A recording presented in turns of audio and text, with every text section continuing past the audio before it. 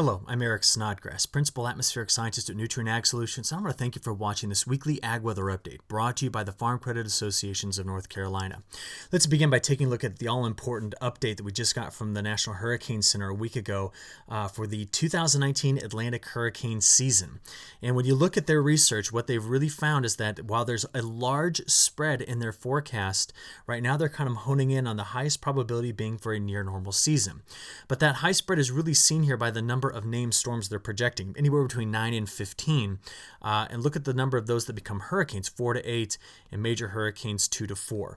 Now, we know that in any hurricane season, it just takes one storm to be disastrous here. But I want to point you to another resource that we can add to the National Hurricane Center's forecast here. It's tropical.colostate.edu, right up here at the very top of the page.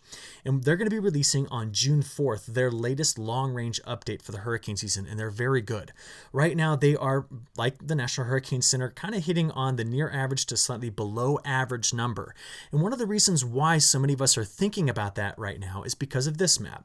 Here we are looking at current global sea surface temperature anomalies, and right now we have weak El Nino conditions across the Central Pacific Ocean. Now, why this matters is that throughout the hurricane season, the El Nino conditions tend to increase wind shear across the Atlantic, and that suppresses hurricanes.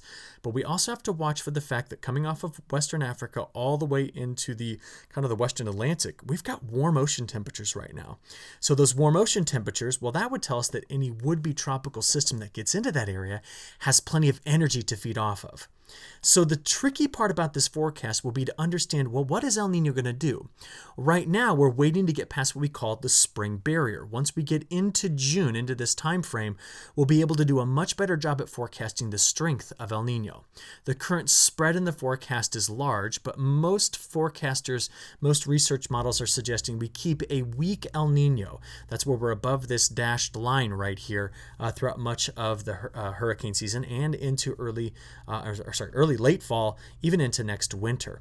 Now, because of that, that is a good sign about the upcoming hurricane season. But remember this, El Nino is not the only controlling factor. I'm going to start to show you maps like this more often. And when you see these maps with me, I want you to pay attention to these negative numbers. You see, we like to look around the planet, and we've talked about this in the past, at the Madden-Julian oscillation. Well, the reason why we do that is we look for a value called the velocity potential at 200 millibars. Now, what all of that means is we're looking for the negative numbers because that will tell us with time which parts of the world's tropical kind of regions have the best chance at vertical motion, air going up. And when air goes up, that means we have thunderstorm development. And thunderstorm development over the tropical areas can turn into tropical storms and hurricanes. So throughout this season, we're going to watch this oscillation in these 200 millibar velocity potential maps. And again, we're looking for these colors. Now, why I talk about this is just remember, hurricane season starts on June 1st, which means you're going to have to start watching this very carefully as we progress forward. Well, one thing that the Carolinas have seen over the last half of a month has been very, very dry conditions. We're looking here at a map that shows us the last 14 days in terms of percent of normal precipitation. Yes, we have had some kind of rogue thunderstorms a couple of times, some very heavy downpours, including some severe weather, but overall, across much of the southeast, things have been very, very dry. Meanwhile, just take a look at this back to your west in parts of Oklahoma, Texas, Kansas, Missouri. Things have been exceptionally wet. Some locations there have had over a foot of rain over the same time period. All the severe weather has missed us as well. When you just look over the last 4 days, you can kind of see, well, it's been in parts of the Corn Belt. The day before that, it was kind of tucked away up here in parts of, to the mid-Atlantic, getting over and back into parts of Texas. And then we see it again back on the 25th and the 24th. And this has largely been due to a huge suppressive high-pressure system throughout the entire depth of the atmosphere. So here's what we got to ask ourselves and then answer in this video. Is that dome of high pressure moving? Because, well, over the next couple of days, the answer is no, but we have to talk about it because if it moves, it'll change us in terms of temperature anomalies and precipitation. But like I said, over the next couple of days, the maps you've been looking at here, well, this is on Tuesday where we're expecting severe weather. And then on Wednesday, you can just see that we're skirting around the Carolinas with our kind of hot spot of severe weather. We call this a ring of fire type of precipitation here. Now, my concern with the pattern breaking down is that it needs to. Look at how dry things have been in parts of coastal North and South Carolina, getting down into Georgia, even into Florida.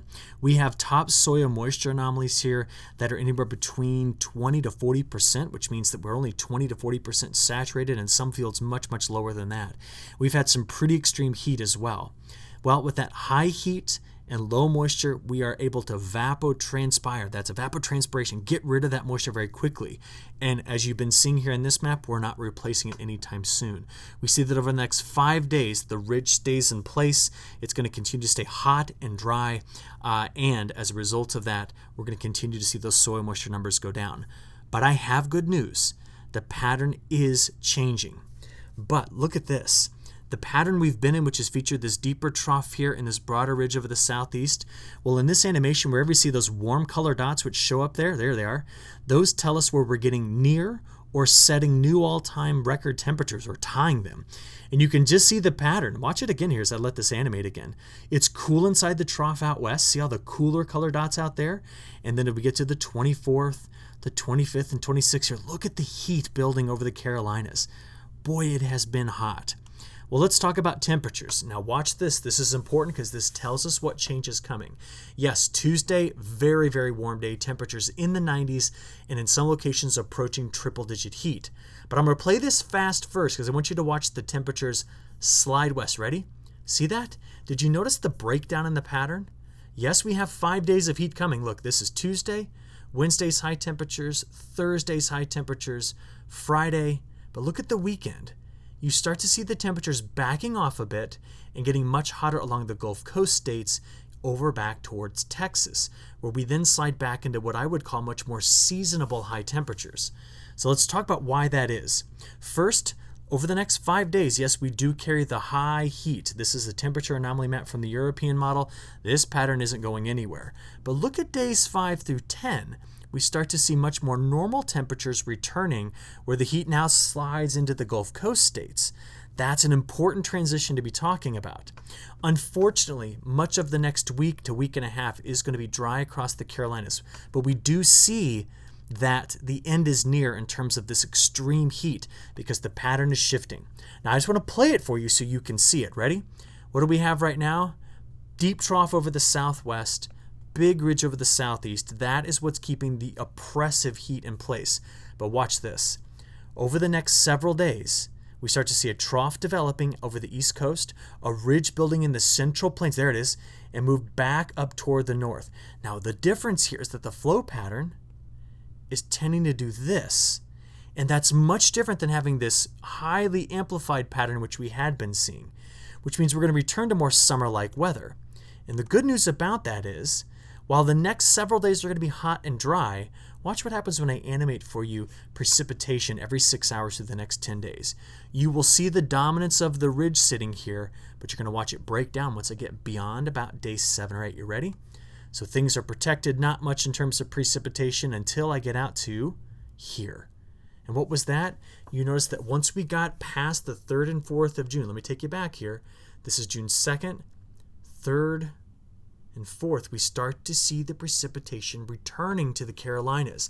And that's because the ridge that was once here has now been kind of diluted. Some of it's spread to the west, and we've seen a bigger ridge developing here just off the northeast coast. And all that means is we're able to finally get some moisture back into the Carolinas.